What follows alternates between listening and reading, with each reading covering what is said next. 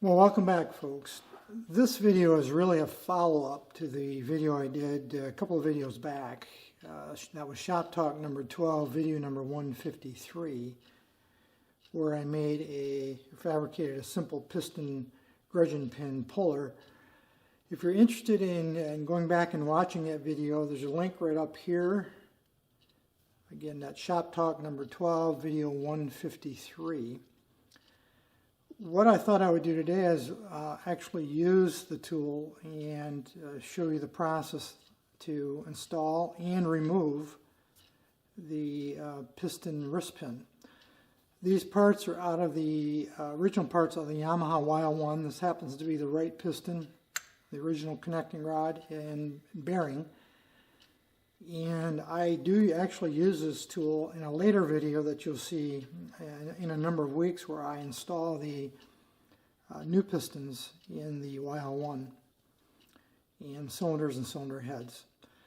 So let's get to this video. I'm just going to mount the connecting rod here in my inexpensive vise that I use for this kind of thing for video work, so it just doesn't move around on me. Take the bearing, insert it into the small end of the connecting rod. Now the piston, it really, for this demonstration, doesn't make any difference how I orient the piston. You can see, I think right there is the arrow. For this exercise, I'm just going to point the arrow to the front of how I'm standing here. It doesn't really make any difference. But obviously we have to align that boss of the piston with the connecting rod small end. Now you can do it by feel, by taking the piston pin right here. This is the original. It came out of this piston. And you can do it by feel. The problem, one of the concerns is, now in this example, this pin will slide right through because everything's well worn. But usually on a new install, like I have for my YL1, this pin is quite a tight fit. So I'm going to attempt to emulate how to install a tight fit. Since this is such an easy fit, I can slide this right in, like you can see, and slide it right back out again. That's not typical on new installs. You may recall, if you watched my previous video, this little deep socket that I drilled a hole through so that the 6mm bolt will go through it. What I discovered is that this socket is a perfect size to go all the way through that piston. So that's a perfect tool for what I'm going to do next. And that is to bring everything in alignment. That is the small end here lining up with the pin boss. And what I'm going to do is I'm going to start this in, and I'm going to find, by looking in from the side, the alignment, the proper alignment. And you can see there I'm using this socket now simply to act as a almost like a bearing. And it still allows for the bolt to go all the way through. So what I'm going to do next is I'm going to take the pin, the wrist pin, Gudgeon pin, I think that's how you pronounce that word, and I'm just going to get it started like that. Now remember, the socket is acting as a bearing and is guiding this pin in as I tighten everything together. And we'll get to that in a moment. I also went and scrounged around in my pole barn, and I came up with some 1-inch copper. This is just 1-inch copper pipe that's used for plumbing and water systems. This 1/2 inch is a really nice size, and I had a piece that was probably 2 feet long, and I just cut a couple of pieces off at random. And the beauty of copper is it's easy to work with, it's soft, and it's perfect for this kind of application. I didn't show these in the original video I did a few weeks ago when I created this puller, but I do use these when I put the YL1 engine together, which you'll see in a few weeks. But what I'm going to do is I'm going to slide this larger of the two pieces of copper over the end of that socket, because I have to allow this socket to move that way with the pin, the piston pin, as it's pulled through. So this acts as a bit of a receiver and allows me to pull against the piston. I'm going to then place a washer and then a spacer nut. And this is just, I think, an 8mm nut. It's just a spacer. That's all it's for, so give me a little more purchase on my threads so I don't run out of the threads too soon. And then put that nut on.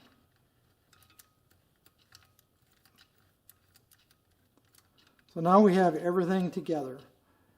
The bolt, a washer, the wrist pin. Again, there's a socket in the middle. This is just a spacer or receiver to allow that socket to get pulled through, a washer, a nut, and then a 6mm nut on the left side. The exact configuration of your puller is not important. I can't emphasize that enough. Use whatever you have available in your shop. I'm just trying to show you options.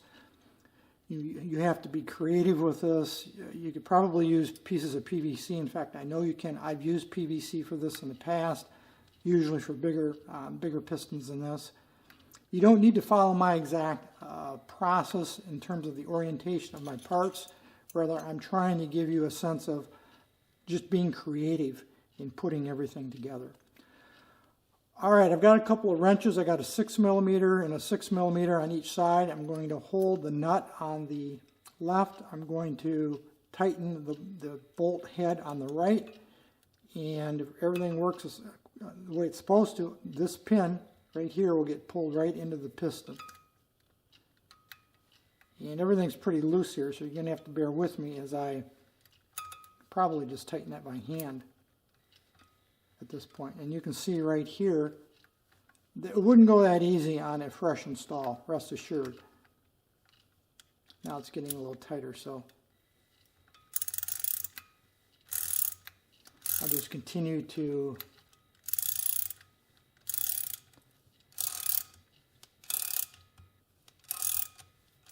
tighten that. Oop, slipped off the nut there. There we go.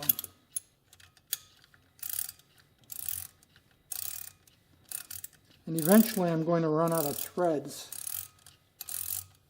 on the left side. In fact, I think that was it right there. I just ran out of threads.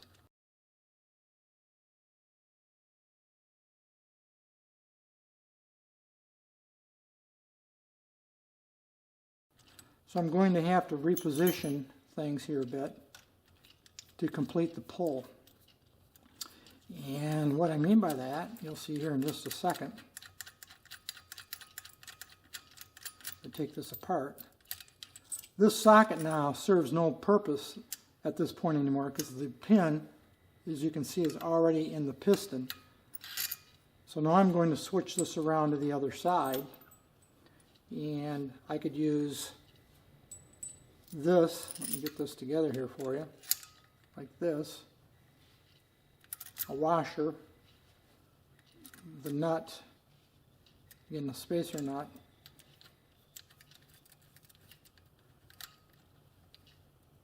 tighten everything up, and I'm going to continue now the process of tightening everything together.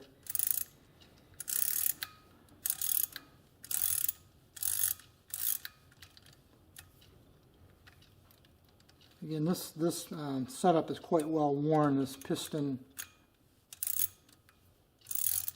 and pin.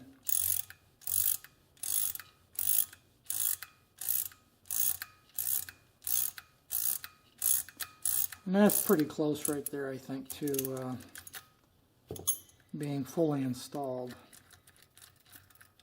So that's just a quick example of using items you have around your shop to install a piston. And again, you'll see me do this again when I actually install in the YL1 here in a few weeks. And I do use, I think I use this larger piece of copper.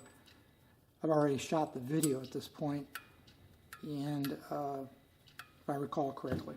So now we're going to reverse the process, and what we're going to do is we're going to remove the pin. So if we had an engine we're breaking down and we want to pull that pin out, I'm going to do something very similar to what you just saw. So again, I'm going to use this socket. I'm going to put it in just like I had it with the washer. Now I have to use a receiver on the opposite side here. And that's where the small one will come in handy, the small piece of copper that you see right here. And I'll put on a washer and a nut, and we're going to now pull the piston pin out. I could go either way with this at this point. It really doesn't make any difference for this demonstration, but I'm going to now push the pin or pull the pin, as the case may be. And it's being pulled into this piece of copper. So this acts as like a receiver. And you can see how that socket is pushing the pin through the engine, or through the piston rather. And eventually I'm going to run out of threads again.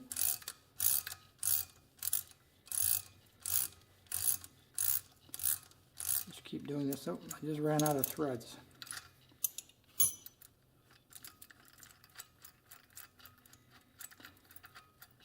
The length of these parts doesn't necessarily matter. You use whatever you have on hand. You can use washers, shims, and those kind of things. So now I'm going to use the longer of the two to make up the difference in space. I'm going to put, better remember my washer, like that. And I don't know if I got enough room for this spacer. Yeah, I do.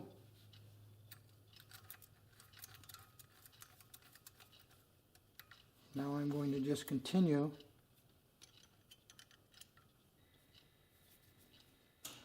to pull this pin through.